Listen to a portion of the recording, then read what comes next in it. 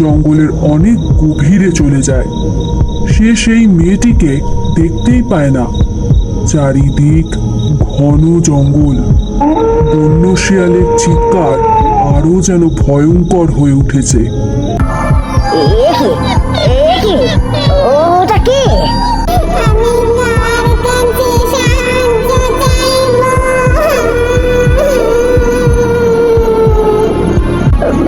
আমি কি করে সাহায্য করবো মেয়েটিকে?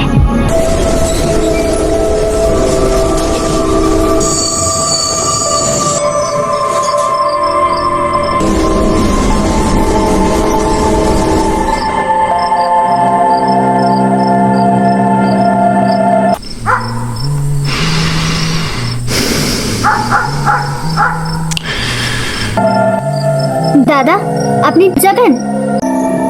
হ্যাঁ যাবো দিদি, উঠে আসুন। আমি আজই গ্রামে ফিরছি প্রায় 5 বছর পর। শহরের থেকে গ্রামে গরমটা একটু কম। চারিদিকে কি সুন্দর মনোরম পরিবেশ, গাছপালায় ঘেরা। বহুদিন পর গ্রামে ফিরে বেশ ভালো লাগছে। স্টেশন থেকে অটো কিংবা রিক্সা করে 8 ঘন্টা রাস্তা। দাদা, এইখানে একটু দাঁড়ান তো, আমার একটু দরকার আছে।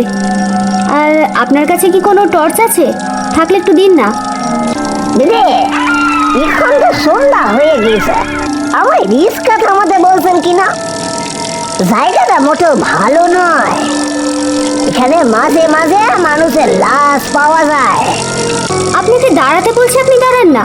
এভাবে এত প্রশ্ন কেন করছেন? মেয়েটা কি পাগল নাকি?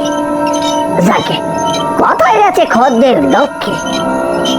আমার সতর্ক করা কাজ আমি সতর্ক করলাম, না শুনে আমি আর কি করবো?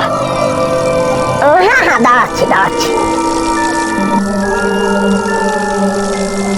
আপনি এইখানেই থাকুন, আমি কিছুক্ষণ পরেই আবার ফিরে আসবো।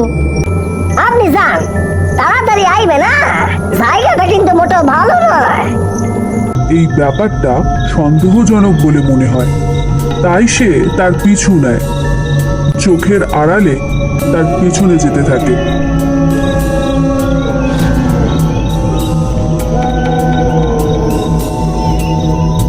জঙ্গলের অনেক গভীরে চলে যায়। সে সেই মেয়েটিকে দেখতেই পায় না।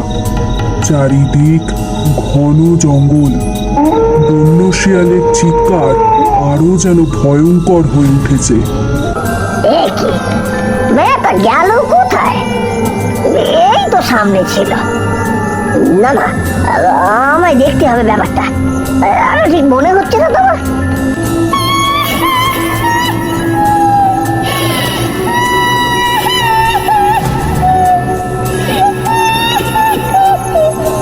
এই কান্নার শব্দ কোত্থেকে আসে? মেয়েটা কি বিপদে পড়লো নাকি?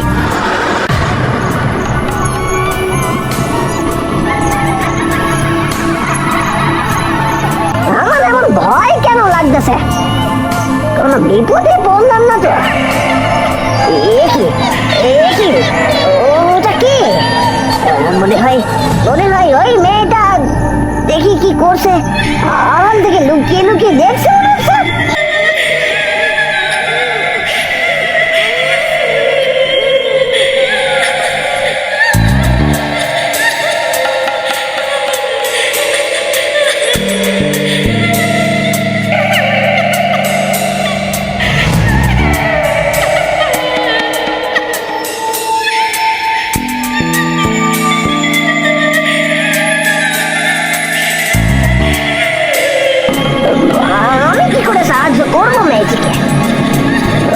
আমায় কিছু একটা করতেই হয়। বা যাই, আমি ভৈরব বাবার কাছে যাই। একমাত্র তিনি পারবেন সমস্যার সমাধান করতে। তাড়াতাড়ি করে বেরিয়ে পড়ে কোনো এক ভৈরব বাবার উদ্দেশ্যে।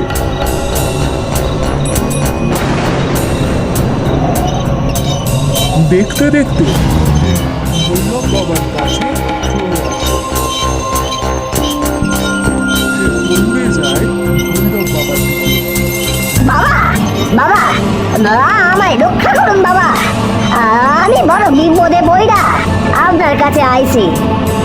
আমারে সাহায্য করুন বাবা, আমারে সাহায্য করুন বাবা, রক্ষা করুন আমারে। কি হয়েছে? তুই এত উতলা কেন? কি হয়েছে? কি কাকে সাহায্য করব? টেইয়া বুড়ির ওই জঙ্গলে এক মেয়ের গো বাবা, ও আমার রিস্কা করে যাচ্ছিল, মাঝ রাস্তায় দাঁড় কইরা দেয় আমারে, আর তারপর সে জঙ্গলের ভিতর চলে যায়। আমিও যাই তার পিছনে, তার অজান্তে, বুঝলেন? ওই মেয়ে এক ভূত বাবা, ভূত। আপনি কিছু একটা করেন, দয়া করে করেন। তুই একটু চুপ কর, আমি দেখছি কি করা যায়। বলার সাথে সাথে ভৈরব বাবা তার চোখ বন্ধ করেন।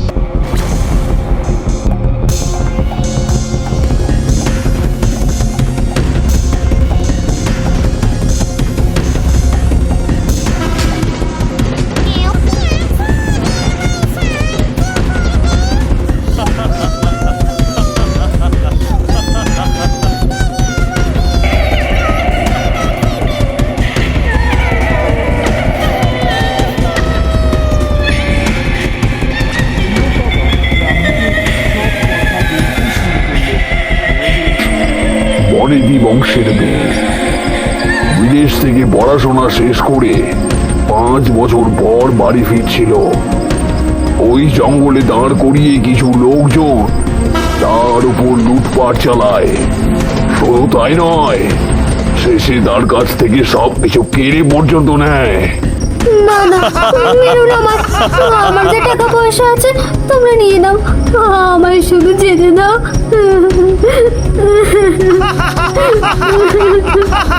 আর তার থেকে সব টাকা পয়সা ছিনিয়ে নেয়। শুধু তাই নয়, সবকিছু কেড়ে নেওয়ার পর তার রূপ সৌন্দর্যে আকৃষ্ট হয়ে তারা সবাই তাকে ভোগ করে।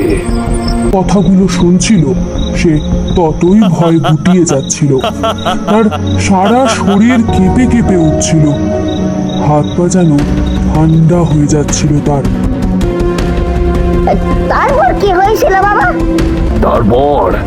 তারপর তার অর্ধমৃত শরীর থেকে তারা সেই জঙ্গলে ফেলে দিয়ে চলে যায়।